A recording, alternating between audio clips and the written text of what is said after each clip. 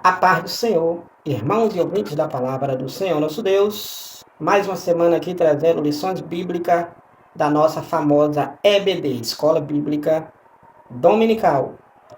Tema do trimestre, durante esses 3 meses, é "E o Verbo se fez carne". Jesus sob o olhar do apóstolo do amor, que é o apóstolo João, é o tema do trimestre, comentada pelo pastor Elienay Cabral.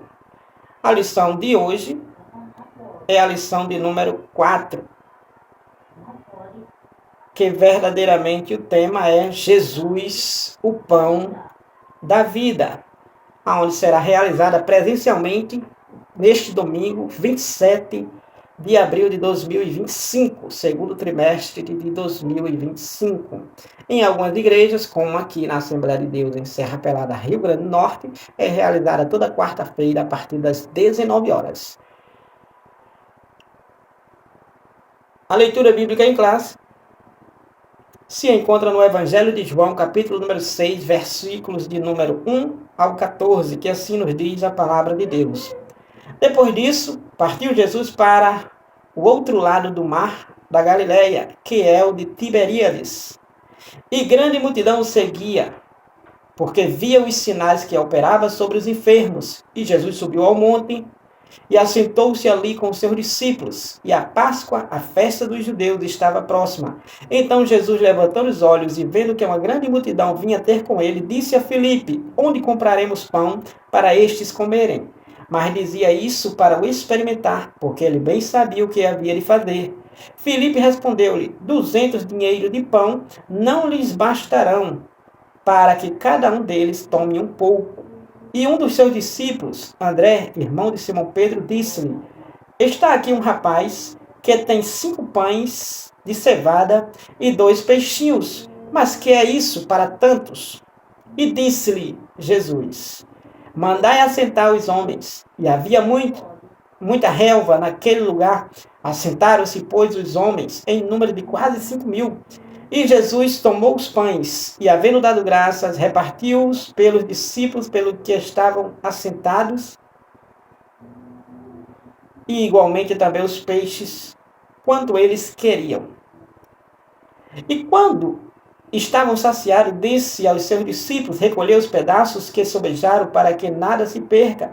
Recolheram-nos, pois, e encheram 12 cestos de pedaços de 5 pães de cevada que sobejaram aos que haviam comido. Vendo, pois, aqueles homens o milagre que Jesus tinha feito, diziam: "Este é verdadeiramente o profeta que havia de vir ao mundo."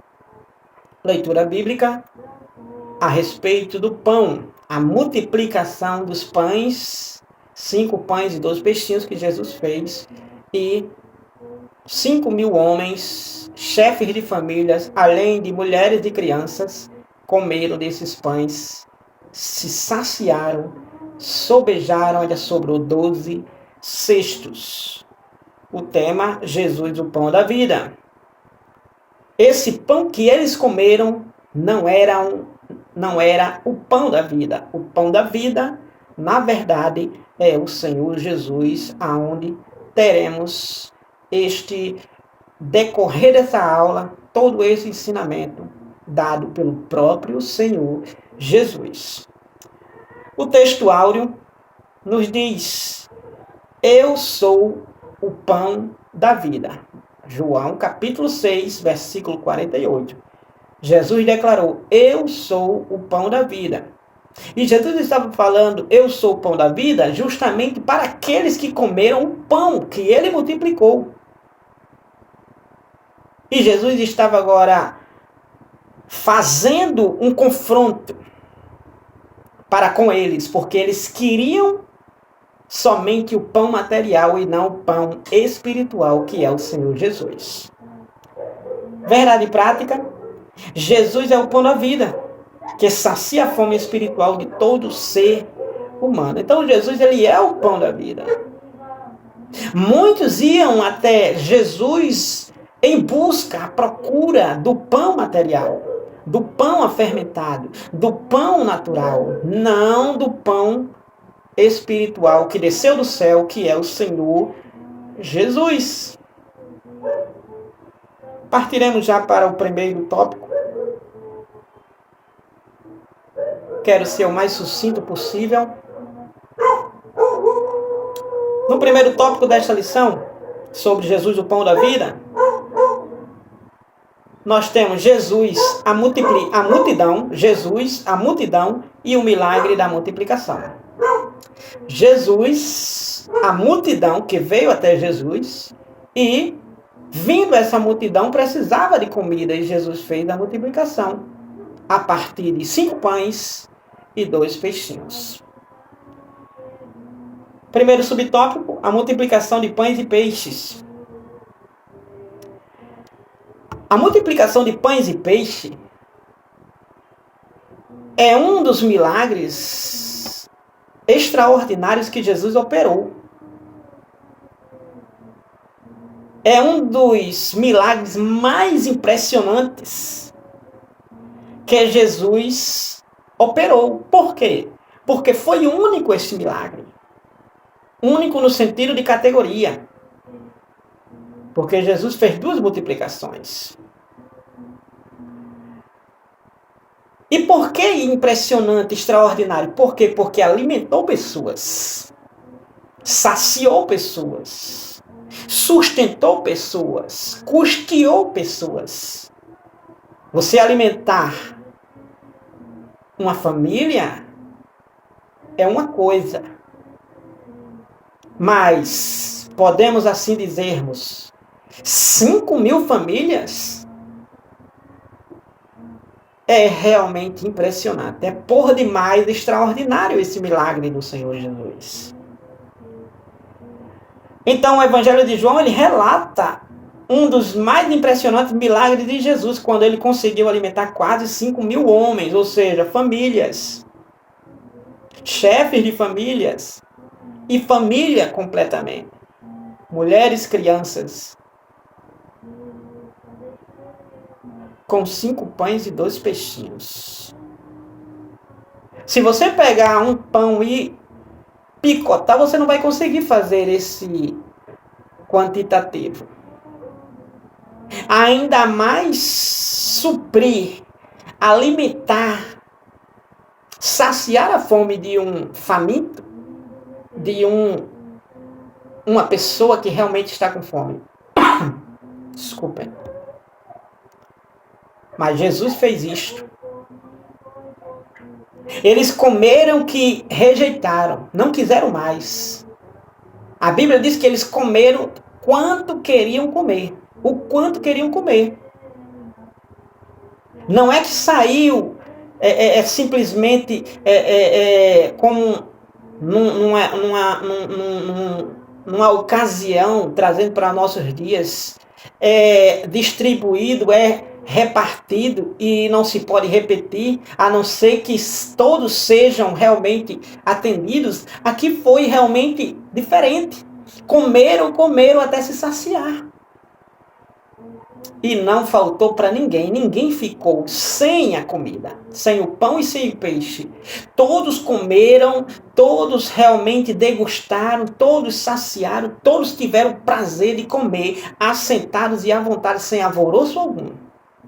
Porque Jesus, realmente, ele supre a necessidade. Principalmente do faminto. Ele não permite jamais, principalmente o justo. Por isso que Davi chegou a dizer que nunca viu um justo desamparado, nem a sua descendência mendigar o pão. Está escrito nos Salmos. Então, essa multiplicação de pães e peixes, nós podemos encontrar no Evangelho de Mateus, capítulo 14, versículo 13 ao 21, no Evangelho de Marcos, capítulo número 6, versículo 32 ao 34, no Evangelho de Lucas, capítulo 9, versículo do 10 ao 17, e no Evangelho de João, capítulo 6, versículo número 1 ao 14. Ou seja, esta multiplicação, este milagre, está relatado pelos 4 evangelistas: Mateus, Marcos, Lucas e João. Os 4 relatam esses milagres. E, na verdade, é um dos milagres de Jesus aonde todos os 4 evangelistas notificam, registram. E a maioria dos milagres que está registrado no livro de João não estão nos livros de Mateus, Marcos e Lucas, a não ser este da multiplicação de pães e peixes.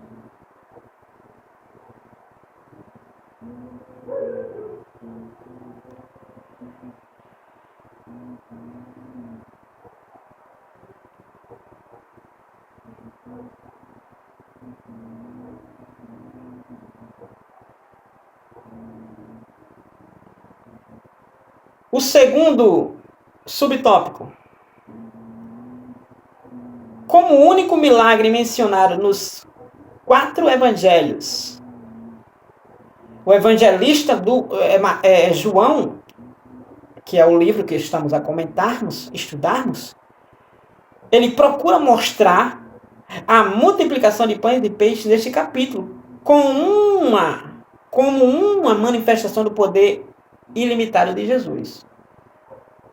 Então João procura mostrar essa multiplicação de pães e peixes como uma manifestação do poder ilimitado de Jesus. Ou seja, que Jesus não tinha verdadeiramente, não era ilimitado. Não era limitado, na verdade. Jesus não era limitado a operar milagres. Jesus operava quaisquer que fossem os milagres necessários para aquela ocasião.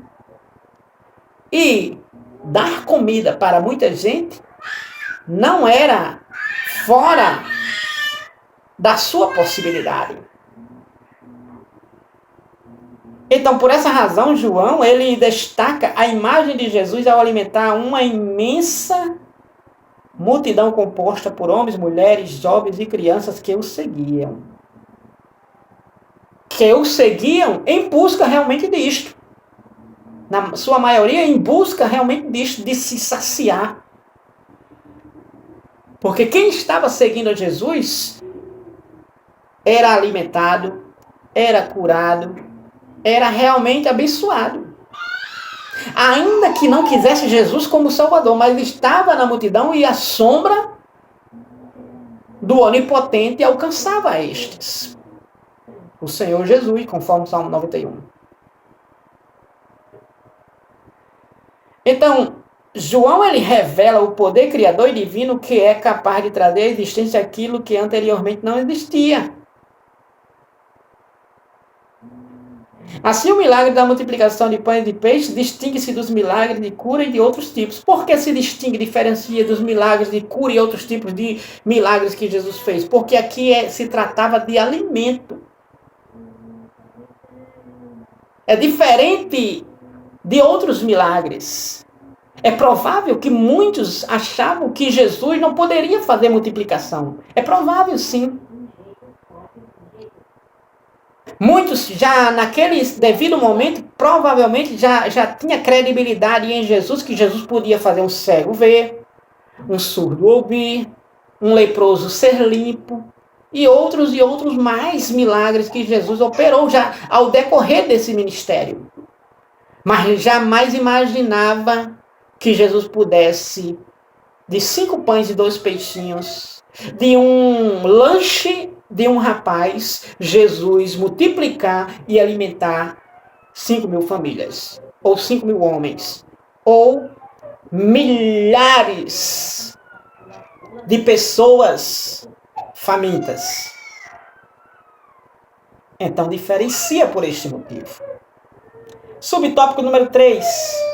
Qual era o interesse da multidão que foi até Jesus? Qual era o interesse da multidão que foi até Jesus? Era o interesse de ouvir a palavra de Jesus? Era o interesse de ouvir a mensagem de Jesus? Era o interesse de ouvir a palavra de Deus falada pelo Senhor Jesus? Não, não era. O interesse da multidão que foi até Jesus de ir até Jesus, de procurar. Não encontrou em um lugar, ia para outro lugar, procurava informações até chegar a encontrar Jesus. Esse interesse dessa multidão de procurar e ir até Jesus, mesmo que fosse longe o trajeto, difícil o trajeto, perigoso o trajeto, era por isso. Por causa dos sinais que eles viam que Jesus fazia. Então eles eram super curiosos. Eles eram verdadeiramente espectadores. Eles estavam na expectativa de ver cada vez mais milagres. É como alguém que vai a um circo, vai para ver curiosidades, piadas e brincadeiras. Alguém que vai ver um mágico, um ilusionista, vai ver as mágicas. Nesse sentido, eles iam, a multidão ia até Jesus, o interesse era de ver Jesus fazendo cada vez mais milagres extraordinários. Eles não se cansavam, que realmente, confesso, que realmente é maravilhoso ver Jesus operando milagres. Só que eles queriam só ver os milagres, queriam só ver os prodígios, as maravilhas, as obras que Jesus realizava. Eles não queriam realmente Jesus para as suas vidas, eles não queriam realmente a salvação para as suas vidas, eles queriam os milagres, os benefícios. É como alguém que só quer a cura, mas não quer aquele que cura, o Senhor Jesus. É como alguém que só quer o benefício, mas não quer o abençoador, que pode beneficiar a mim, a você e a todos.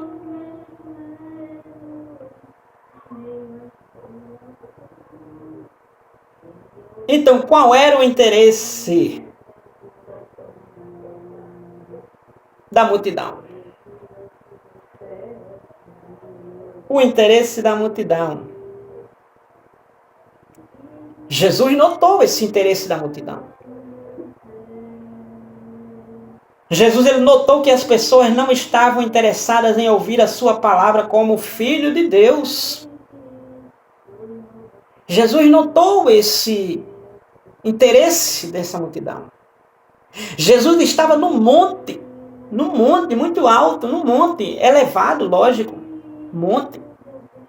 E do monte com os seus discípulos, ele queria ficar só, estava cansado. E quando ele fita os olhos ao longe, ele começa a enxergar aquela multidão vindo ao seu encontro, vindo até ele. E Jesus percebe que essa multidão não estava vindo por causa da palavra pregada por ele, o ensinamento pregado por ele, mas sim pelos milagres que ele operava. Então, no dia seguinte, encontrou novamente Jesus essa multidão. Jesus operou a multiplicação, Jesus fez o milagre. No dia seguinte, Jesus encontra novamente essa multidão que queria mais pão, queria que Jesus fizesse mais milagres, que fizesse mais multiplicações, que Jesus operasse mais maravilhas, principalmente saciando as suas vontades, seus desejos hedonistas e egoístas. Então Jesus ele percebeu, notou esse interesse dessa multidão, dessas pessoas. E sabe o que Jesus fez? Jesus confrontou essa multidão. Jesus ele confrontou a multidão. Como? Mostrando que eles buscavam apenas alimento material. Apenas o pão. Apenas o pão, o alimento. Jesus confrontou a eles. Quisera Deus que aqueles que vão até a casa de Deus, que vão até o templo, fossem confrontados. Porque há muitos que vão por interesse, não na palavra, não em Deus, não no espiritual, mas no material. Quisera Deus que fossem confrontados. Jesus confrontou a multidão, porque eles buscavam apenas o alimento material, ignorando, olha só, ignorando o alimento espiritual, o alimento do céu para as suas almas. Que alimento do céu é esse? O Senhor Jesus. Eles ignorando o Senhor Jesus, o Salvador, o Messias, o Filho de Deus, ignorando, rejeitando, querendo apenas os milagres, querendo apenas o material.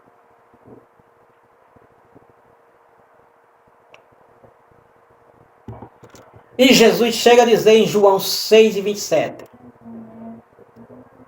Quando Jesus estava confrontando a eles, Jesus diz: trabalhai, não pelo alimento que perece, que é o pão material,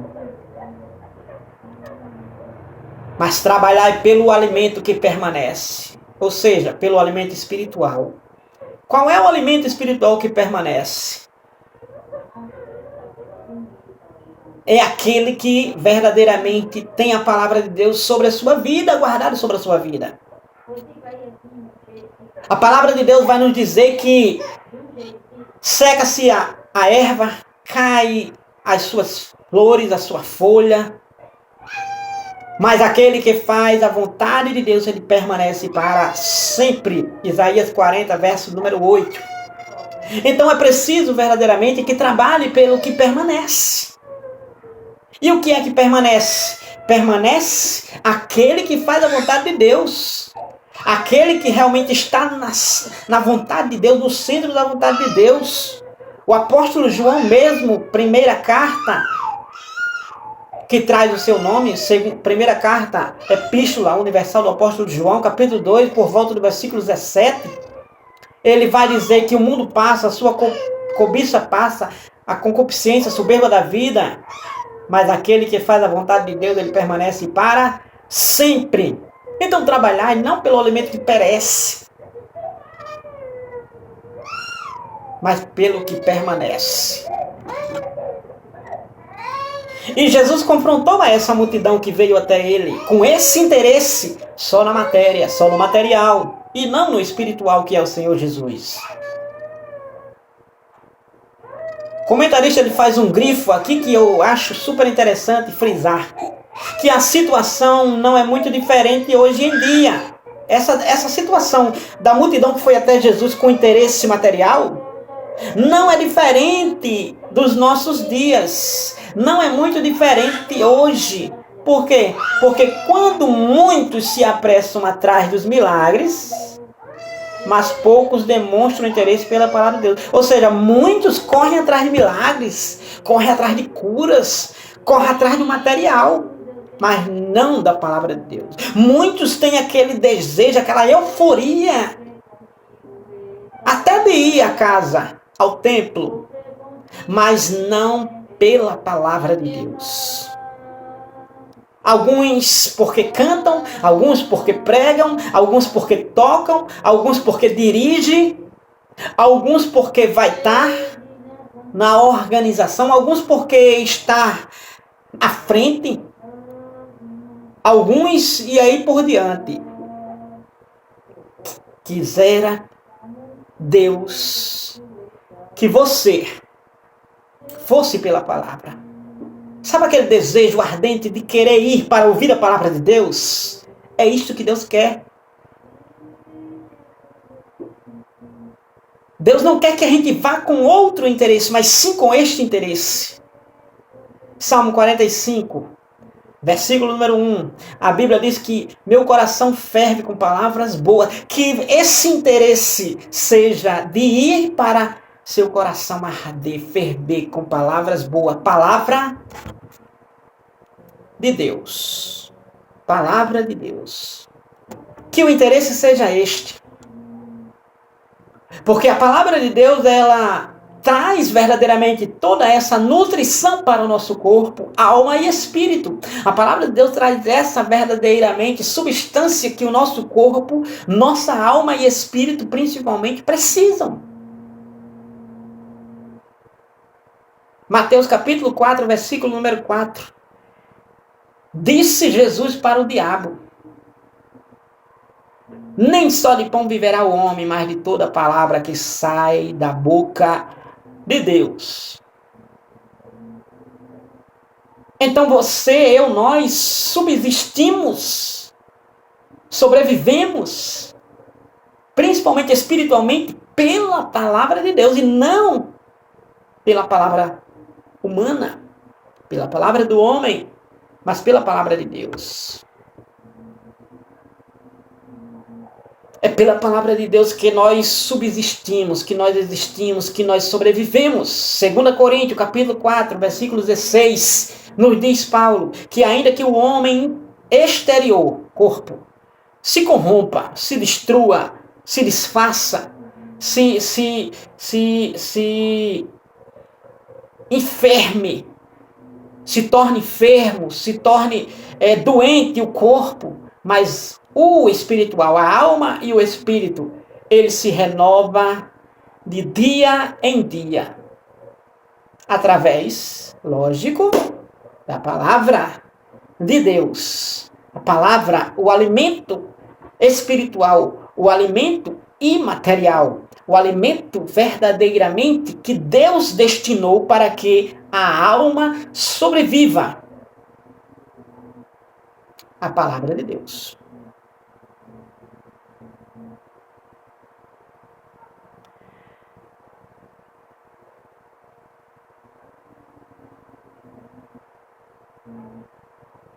Então, de fato, nosso Senhor, ele compreende as necessidades humanas, mas ele sabe que não são os grandes milagres que resolverão os problemas das pessoas. Mas por quê? O milagre ele não vai resolver o problema de muitas pessoas. Por quê? Porque o milagre ele fica só ao corpo, só o exterior. Se alguém é cego para saber, ali só foi beneficiado o corpo, não a alma.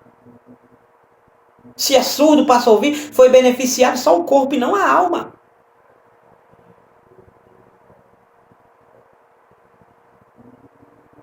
Quando Jesus ele vai fazer um paralítico andar, lá em Cafarnaum, Marcos capítulo 2, aquele episódio em que coloca, através de 4 amigos, no telhado e desce exatamente onde Jesus está, no local da casa, Jesus primeiramente faz o quê?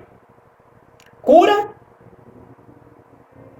a alma ou o corpo? O corpo ou a alma? O homem foi para o corpo, para receber a cura do corpo. Mas Jesus curou primariamente a alma. Como? Perdoando os pecados daquele homem. Então, mais importante do que a cura é o perdão. Então, Jesus ele sabia de fato as necessidades humanas de cada ser humano, mas ele sabia que os milagres, os grandes milagres, mesmo sendo grandes milagres que ele fazia, não resolveriam os problemas das pessoas. Que problema? O problema com Deus. Que problema?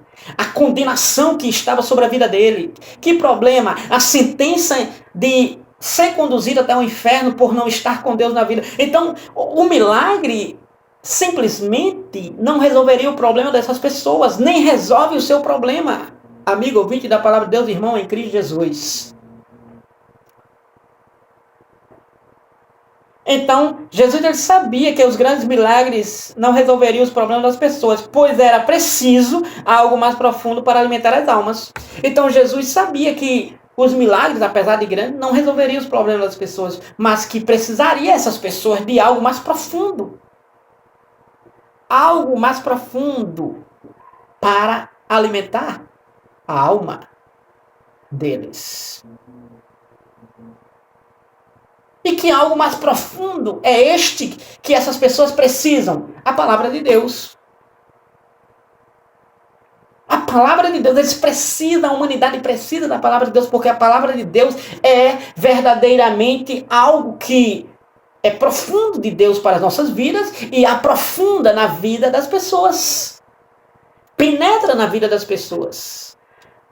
Em João capítulo 4, a mulher samaritana, Jesus o que? Falou algo profundo, explicou algo profundo, mostrou algo profundo para aquela mulher e aquela mulher foi alcançada. Então, muitas vezes, na maioria, os milagres não resolvem o problema das pessoas. Apesar das pessoas preferirem os milagres. Alguém que está acometido de câncer, por exemplo, muitas vezes coloca na mente ou é instigado por alguém a ir à igreja porque verdadeiramente pode receber a cura. Ele vai, na sua maioria vão em busca deste milagre.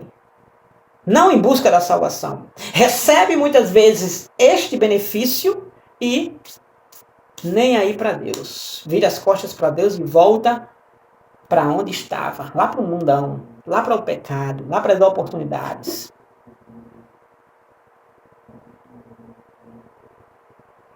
Uma certa pessoa na comunidade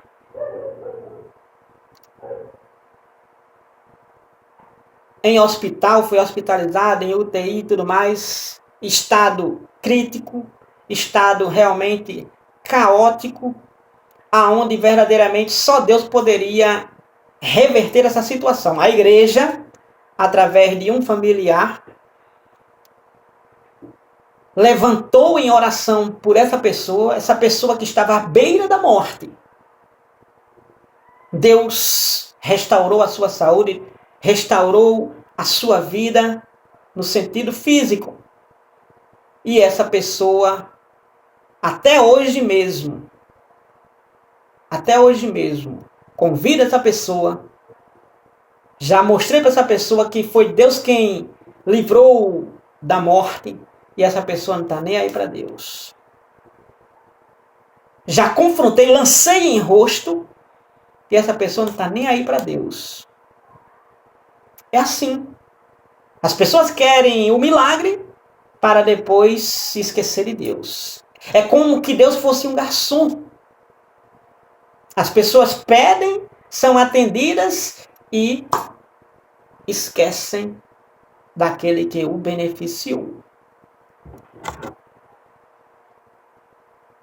Então essas pessoas precisam de algo mais profundo. Muitas vezes não é um milagre que vai resolver o problema dela, não. Muitas vezes não é essa matéria que vai resolver o problema dela, mas o que vai resolver o problema dela, dessa pessoa, dessas pessoas, desse povo, desse indivíduo ou indivídua, é algo mais profundo que possa alcançar a sua alma, que é a palavra de Deus. Então é preciso. No tópico número 2, a gente temos Jesus desafia a fé dos discípulos. Tópico número 2. Subtópico número 1. E Jesus subiu ao monte. Que monte seria esse? Não se sabe que monte geograficamente é este. Mas a Bíblia nos diz que Jesus subiu a um monte. Comentarista diz: que monte seria este? Não existe uma designificação específica para a localização deste monte. Tal como em toda a região montanhosa, havia algumas elevações de terreno que, embora não fossem particularmente altas, podiam servir como local adequado para Jesus se dirigir aos seus discípulos e à multidão. Assim, ele subiu ao monte e sentou-se com seus discípulos. A partir dali, Nosso Senhor avistou a multidão que se dirigia ao seu encontro. Jesus está ali no particular com os discípulos, no monte. Subiu ao monte com seus discípulos, a sós, e avista a multidão que vem ao seu encontro. A partir dali, Nosso Senhor avistou uma multidão que se dirigia ao seu encontro. Por isso, decidiu testar um dos seus discípulos. Quando Jesus vê a multidão vindo ao seu encontro, então ele resolve experimentar, testar, provar os seus discípulos. Saber como é que os seus discípulos podem extrair, diante de uma situação, a solução de um problema. E Jesus ele fez isso com os discípulos. Por isso decidiu testar um dos seus discípulos, Filipe, quando ele perguntou-lhe: Filipe, onde compraremos pão para que estes comam? João capítulo 6, versículo 5 e versículo número 6. Jesus perguntou, fez a pergunta: onde compraremos pão para essa grande multidão? Olha, era uma grande multidão. E Filipe diz: olha, Senhor, mestre, 200 dinheiro não daria para comprar. Não seria bastante, na verdade, para comprar pães e dessa multidão, cada um pegasse um pouquinho. Não bastaria. Não seria suficiente. Mas mesmo que fosse possível, aonde nós compraríamos pão para esta tão grande multidão? Aonde teríamos tanto pão para esta multidão? Aonde teríamos? Não teríamos, não temos.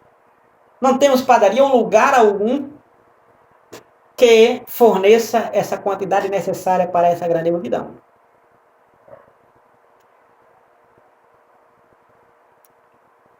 E Jesus fez isso por quê?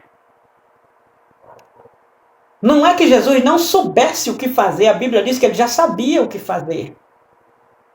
Ele já sabia. Ele fez isso para experimentar, para testar, para ver como é que estava realmente o desenvolvimento intelectual, a sabedoria dos seus discípulos, como estava o desenvolvimento cognitivo de todos os seus discípulos, dos seus seguidores, dos seus alunos. Ele sabia. Ele já sabia o que fazer. Então, o comentarista diz que todo o relacionamento de Jesus com seus discípulos estava sempre fundamentado em um ensinamento. Então, tudo que Jesus fazia relacionado aos seus discípulos tinha a ver com o ensinamento, tinha a ver com verdadeiramente uma aprendizagem, tinha a ver com algo que ele ia agora instruir, dando uma lição para com seus discípulos. Então, Jesus ele sempre traçava nesse sentido, sempre relacionava-se nesse sentido. Porque ele estava instruindo seus discípulos a cada dia. Todo milagre tinha um ensinamento. Todo dia tinha um ensinamento. Toda ocasião, eventualidade tinha um ensinamento para com seus discípulos. Subtópico número 2. O desafio para os discípulos. Que desafio? Qual era o desafio valioso para os discípulos? Era que diante daquela situação, Jesus agora testou os discípulos. O comentarista diz assim que o discípulo Filipe foi colocado à prova por Jesus para enfrentar a dificuldade de alimentar essa multidão faminta. O desafio era alimentar, que Filipe mesmo disse que era impossível saciar essa multidão.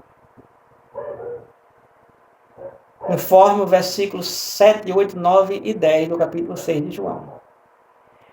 Então o Senhor, ele estava demonstrando a limitação. O Senhor Jesus estava, que lição valiosa era essa? Estava mostrando a limitação humana em resolver problemas complexos. Estava mostrando que o ser humano, ele realmente é limitado a resolver. Ele não tem a capacidade de resolver problemas complexos, como foi aqui nessa situação aqui. Então, naquele local,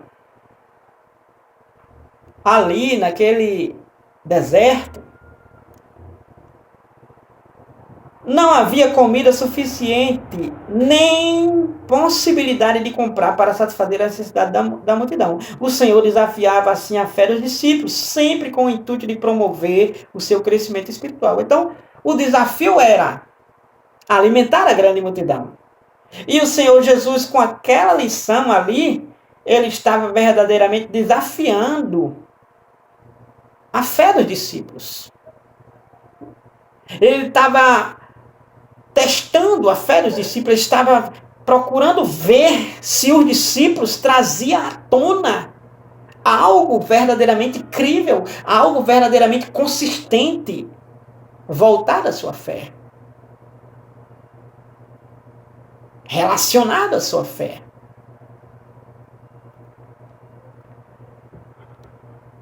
Imagine que diante dessa pergunta, 12 discípulos, mas nenhum atentou, nenhum dos 12, nenhum atentou para a provisão. Nenhum. Dos 12, nenhum atentou para a provisão divina.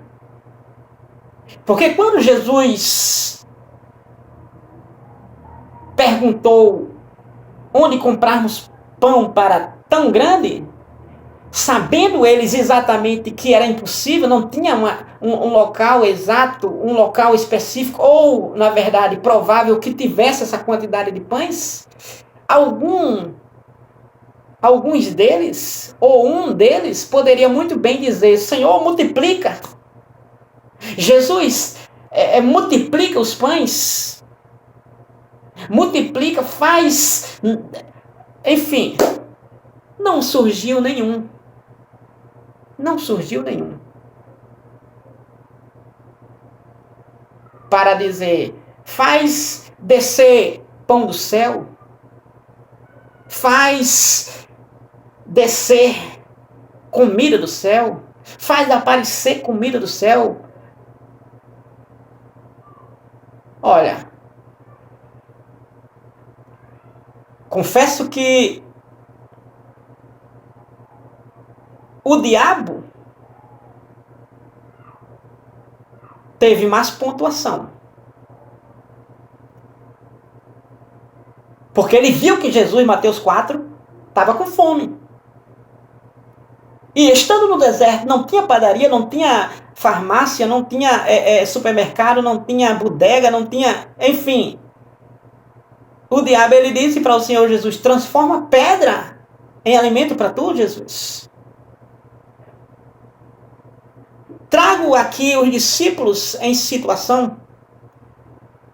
Eles não poderiam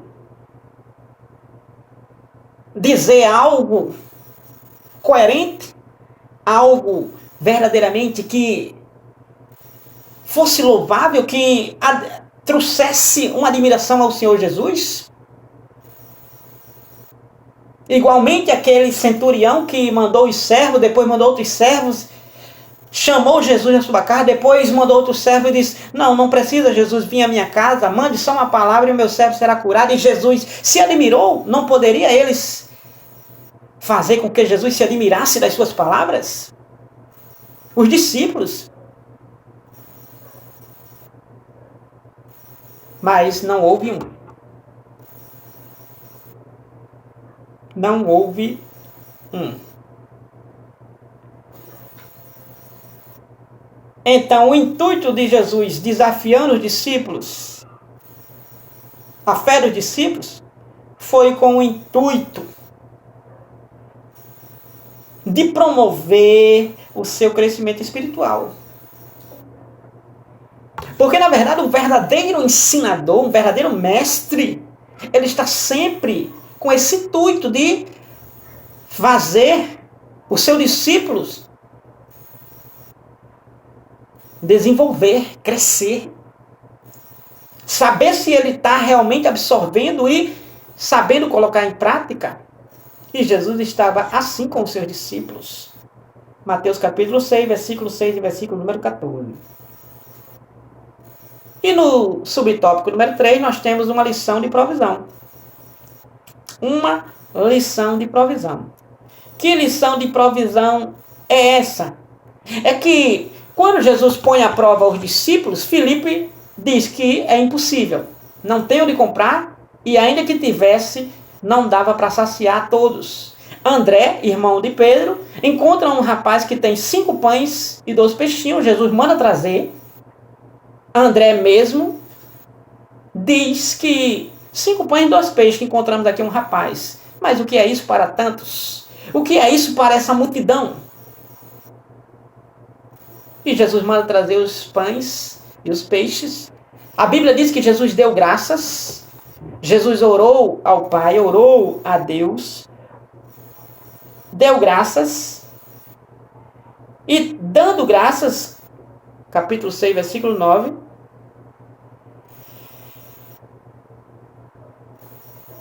Dando graças, ele realizou o milagre da multiplicação. A quantidade foi tão grande,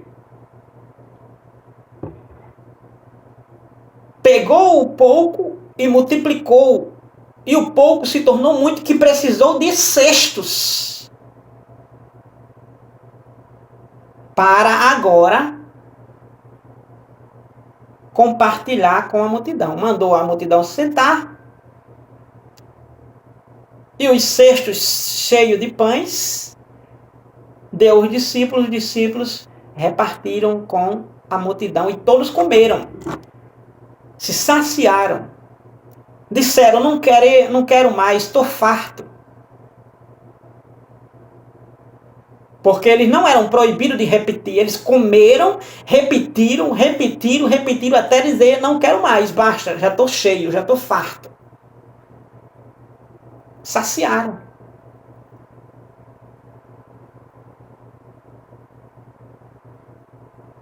E ainda sobrou. Sobrou. Todos comeram até se saciar. E a lição é que verdadeiramente Deus surpreende com soluções extraordinárias. Deus, ele surpreende com coisas extraordinárias. Deus, ele surpreende porque verdadeiramente ele é um Deus que supre a necessidade. Disse Paulo aos Filipenses 4:19, em glória. Ele supre as nossas necessidades. Ele supre. Ele provê. 3:20 de Efésios. Ele faz além do que pensamos ou pedimos. Quando o poder que em nós opera, a palavra dele está em nós.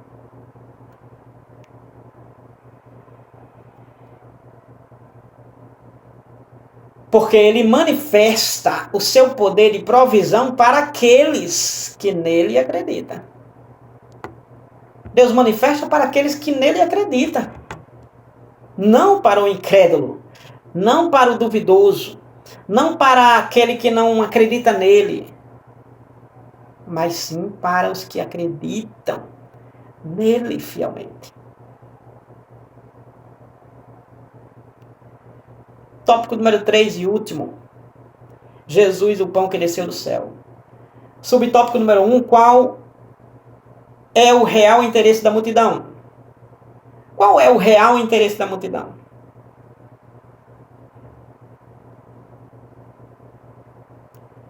A multidão que foi até Cafarnaum não encontrou Jesus, foi até Cafarnaum. Viram os discípulos Não viram Jesus, foram à busca de Jesus. João 6, 22 e 24. Ao encontrar Jesus,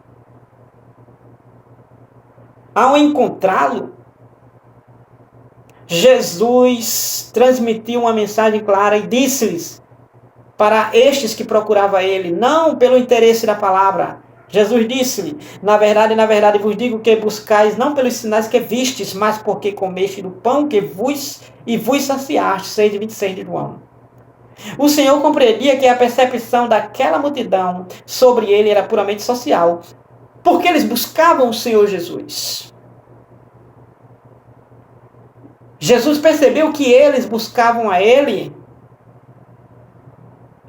porque eles tinham a percepção puramente social. Ou seja, ele estava vendo Jesus como um líder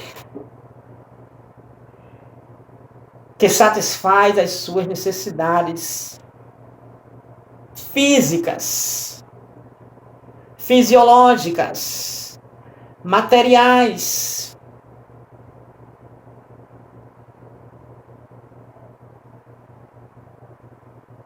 No entanto, para além do alimento físico, do pão físico, nosso Senhor queria oferecer-lhe o pão que desceu do céu. Olha, eles viram que Jesus operava sinais, operava maravilhas. Não dava para entender que Jesus era o Filho de Deus? Não dava para entender que Jesus era o enviado de Deus? Não dava para entender que, tendo Jesus, além de Jesus atender e suprir o material, Jesus poderia suprir o espiritual? Dava para entender claramente. Dava para entender claramente. O gadareno, quando viu que Jesus verdadeiramente libertou ele, que ele vivia não uma vida social, não uma vida civil, não uma vida verdadeiramente sensata, justa e piedosa, ele entendeu que Jesus não só tinha a libertação para ele, mas ele entendeu que Jesus tinha salvação para ele. Marcos capítulo 5. E seguiu o Senhor Jesus. Mesmo não indo com Jesus, mas seguiu o Senhor Jesus. Continuou uma vida diferente com o Senhor Jesus, sendo um missionário em Decápolis.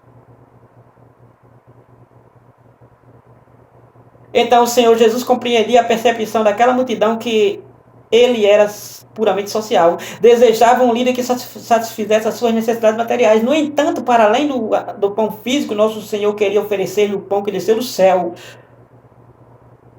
Jesus queria oferecer a salvação. Não somente a multiplicação do pão. Não somente o milagre. Jesus queria dar a salvação. E foi isso que Deus deu. Deus deu a salvação à humanidade.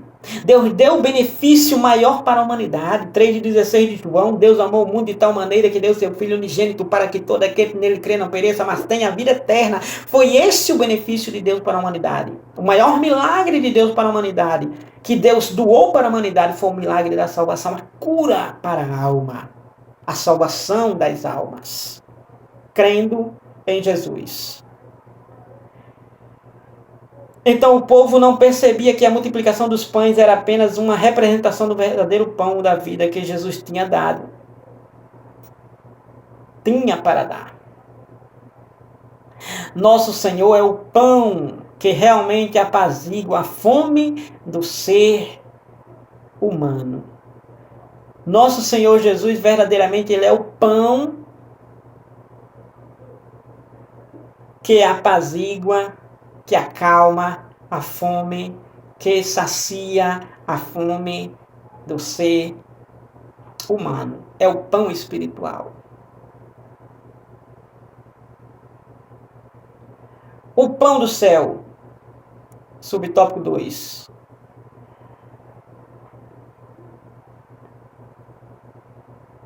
Quando Jesus diz, eu sou o pão que desceu do céu, ele estava falando de si próprio. Ele não estava falando do maná. O pão que caiu no deserto, sob a liderança de Moisés. Jesus estava falando, eu sou o pão que desceu do céu, ele estava falando de si próprio, eu sou.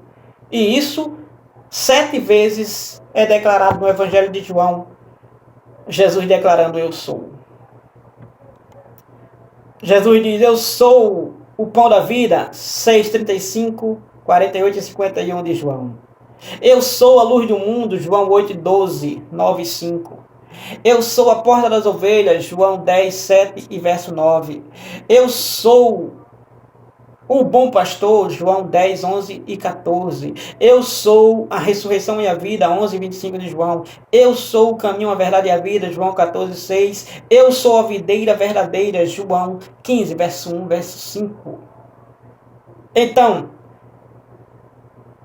nós temos uma comparação que Jesus faz entre o pão que desceu do céu, sendo ele esse o pão que desceu do céu, e o pão, o maná, que o povo comeu no deserto, conforme João capítulo número 6, versículo 50 e versículo 51 do Evangelho de João, assim nos diz, 50 e 51 do capítulo 6 de João, diz assim, este é o pão que desceu do céu, para que o que dele comer não morra.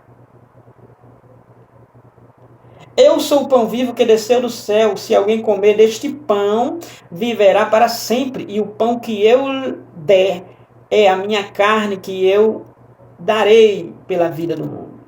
Jesus está falando justamente sobre o pão que ele é.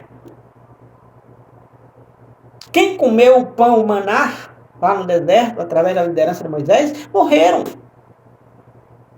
Mas Jesus dizendo, eu sou esse pão que desceu do céu, e esse pão dá vida. Esse pão, ele nutre a alma. E quem comer esse pão, ele verdadeiramente não morre, ele vive para sempre. Porque esse pão nutre, esse pão alimenta, esse pão dá vida à alma, dá vida ao espírito, dá vida ao homem interior. E o pão que eu der é a minha carne que eu darei pela vida do mundo. Jesus falando sobre a crucificação. Jesus não deu a sua vida em vão, ele deu em prol de todo mundo. João 3,16. 1 Coríntios capítulo 15, versículo 3, versículo 4. Então Jesus é esse pão. Pão que desceu do céu. Subtópico número 3.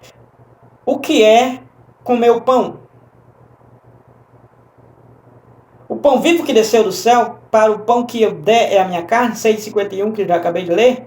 Mais tarde o apóstolo Paulo fez uma associação simbólica entre o pão da ceia e a carne de Jesus, afirmando, isto é o meu corpo, isto é o meu sangue. Então, foi uma associação que Paulo fez, da menção que Jesus fez, 6,51.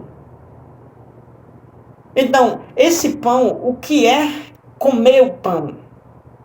Esse comer o pão aqui não é exatamente comer aquele pão da ceia em si.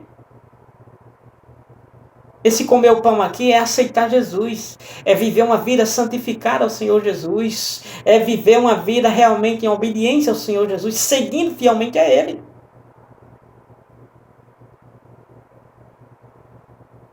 Simbolicamente, o da ceia representa, sim, o Senhor Jesus. Mas comer o pão, que é a minha carne que eu dou, quem comer este pão, coma a minha carne, quem comer a minha carne, Jesus está se referindo à sua morte. A sua morte no Calvário.